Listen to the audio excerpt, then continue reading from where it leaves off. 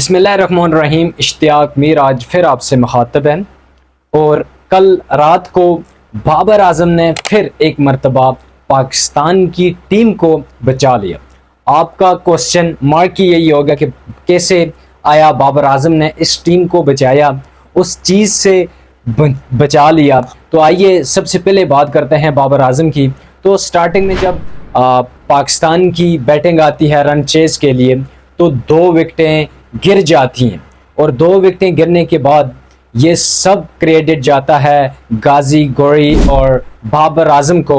इस इनिंग को बिल्ड किया और 100+ पार्टनरशिप लगाई और पाकिस्तान को ये जीत हासिल हुई सिर्फ इन 2 बंदों की वजह से। तो इसके अलावा अगर हम बात करते हैं जो हमारा मिडिल ऑर्डर है, हम बात करते हैं सलमान अली आगा आउट हुए। इस तरीके से पीछे से और भी अब्दुल समद थे, बहुत सारे प्लेयर थे, लेकिन इनकी पार्टनरशिप वहां पर नहीं लगती और 5 विकेटें गिर जाती हैं।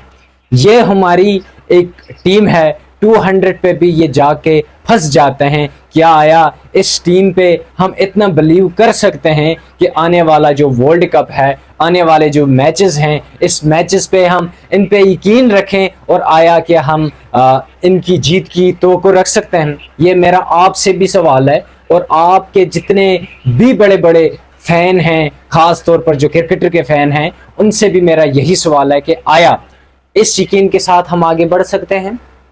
क्या हमारी जो ये क्रिकेट का एक माइंड सेट है जो 200 पे भी हम फंस जाते हैं जाके, सिर्फ हम फिर बाबर पे भोंकते हैं आके, क्या आया ये अच्छी बात है?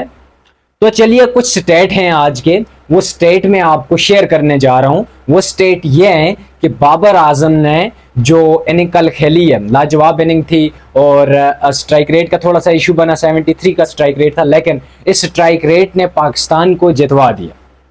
तो अगर ऑस्ट्रेलिया के अगेंस्ट हम बाबर आजम की जो एवरेज है उसकी बात करें तो आपका जो किंग है बिन्ना शलवार के नाड़ो और ये जो हिटर्स हैं, इनके लिए मेरा एक पैगाम है, खास तौर पर याद रखें और ये चीज हमेशा आप याद रखें, ऑलवेज याद रखें कि आप इस चीज को कभी ना भूलें। जो बाबर को जिम्बाबर बोलते हैं, लाइए दिखाइए ऐसे स्टेट बाबर आजम के जैसे स्टेट हैं। ऑस्ट्रेलिया के अगेंस्ट एवरेज कितनी है भाई साहब? 74 की एवरेज है। आपका जो ये किंग कोहली है ना, ये जो आप पूरी दुनिया मानती है कि भाई किंग कोहली है, आपका जो किंग कोहली है वो 5 टॉप ऑफ द 5 प्लेयर जो है ना, वो ऑस्ट्रेलिया के अगेंस्ट नहीं आता खास तौर पर। उसके दूसरे नंबर पर अगर आते हैं तो वो AB डिविलियर हैं, तीसरे नंबर पर आते हैं रोहित शर्मा, इनके जो एवरेज है 59, इस तरीके से नीचे आ रहे हैं। लेकिन ये हैं बाबर आजम के स्टेट, यह है जी बाबर आजम का वो कमाया हुआ एक शोहरत। उसने क्या कुछ कमाया है, क्या कुछ आपको दिया है, वो याद करें। आपका ड्रीम है इंडिया को हराना, उसके कैप्टनसी में आपने 2 मरतबा इंडिया को हराया है और मैचेस 1 साइडेड नहीं होते थे, 50-50% होते थे मैच। आप किसके मतलब कि कभी उनकी तरफ मैच जाता था, कभी हमारी तरफ मैच आता था। यह होता है एक कैप्टनसी, यह होता है एक आपका माइंड सेट। फिर आके कहते हुए बिना शलवार के नाड़े और जो जिनको क्रिकेट का ABC का कुछ पता ही नहीं है, सिर्फ आपको व्यूज चाहिए बाबर आजम के नाम पे और आपका काम सिर्फ यही है लोगों को वो चीजें जो अच्छी चीजें हैं, मतलब पॉजिटिव चीजें आप बोलने के बजाय, बताने के बजाय आप नेगेटिव चीजें आके मीडिया पे आके आप बयान कर रहे हैं। ये भाई साहब अच्छी चीज नहीं है। क्रिकेट ये चीज मायने नहीं रखती है। आपका माइंड सेट, आपका जो ये पूरी दुनिया के सामने अब जो ये जनाजा निकल गया क्रिकेट का, वो PCB को भी पता है और PCB के जो ये जो चेयरमैन है इसको भी पता है, चीफ सेलेक्टर है उसको भी पता है और अब जो खास तौर पर यूनुस खान अब बैटिंग कोच बनने जा रहे हैं उसको भी पता है। ये आपको मैं ऐसी चीजें बता रहा हूं जो चीजें हम यहाँ पे आपको बता रहे हैं लेकिन वो कर नहीं रहे हैं। अब देखें जावेद साहब हैं, आकब जावेद साहब हैं, उनको ये चीज हजम नहीं हो रही है कि भाई साहब हम अपनी ODI को हम बेस्ट करें। T20 के अंदर हमारा तो जनाजा तो निकल गया है। आप देखें, आप बांग्लादेश से भी हारते हो, आप ODI बांग्लादेश से भी हार के आ गए हो, आप टेस्ट भी बांग्लादेश से भी हार के आ गए हो और अब जो हमारा कैप्टन है उससे सवाल करते हैं कि भाई साहब हमारी जो आपकी जो स्पीड है वो इतनी कम होती जा रही है, 122 127 आपकी स्पीड मतलब कि आपकी बॉलिंग है और आप आगे से कहते हो कि हम एक मशीन तो नहीं है, हम इतनी स्पीड करें ना, हमारे पास इतने, मतलब ये देखें कि आपका ये जवाब और ये चीज़ बनती है, आप आगे से शेयर करें। और आप एक मैच जीते हो भाई साहब, ये भी आप समझ लो हार गए हो। क्यों? ना आपके पास कोई मिडिल ऑर्डर तगड़ा है, ना आपके पास स्टार्टिंग में स्टार्ट देने वाला अच्छा है।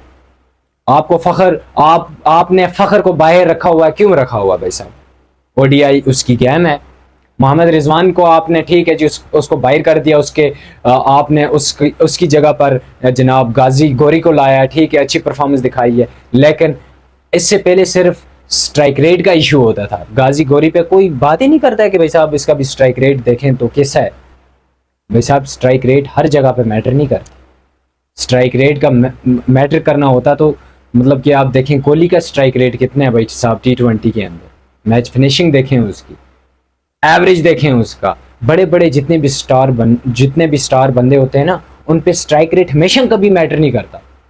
क्यों? उनको पता है हमने मैच कहाँ से निकालना है।